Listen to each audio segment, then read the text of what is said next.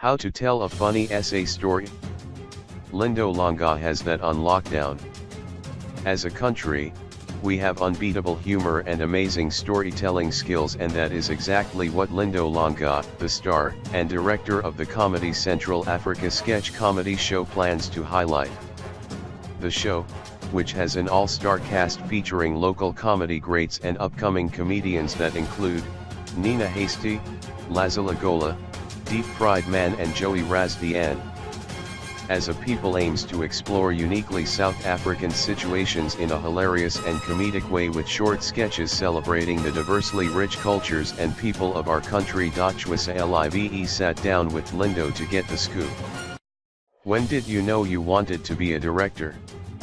When I was 4 years old, my gran would play me Star Wars on our old VHS, and I was so inspired by the visuals that I wanted to be a part of their creative process. I believed that the cast and crew were little people inside the cassette, and so I wanted to be one of those little people. Where did you grow up? The super sleepy suburb of Durban North. Who or what are the biggest influencers to how you see the world? Definitely the works of Fellini, Scorsese, and Spielberg have had profound influence on how I see the world. What do you think makes a great director? Someone who simply says what they want. Communication is everything, more so than creativity, I believe. What good is a brilliant idea if it cannot be realized tangibly? How does it feel to have a chance as big as this one? Surreal. I feel like I'm in an episode of Black Mirror, but one of the feel-good ones, and everything is going right. I guess not Black Mirror, but you get the idea. And we got an even better understanding of who this young star is when he completed the following sentences.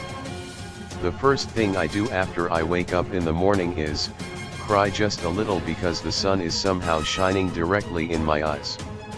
The most embarrassing thing to ever happen to me was when I was left hanging for a high five on national television.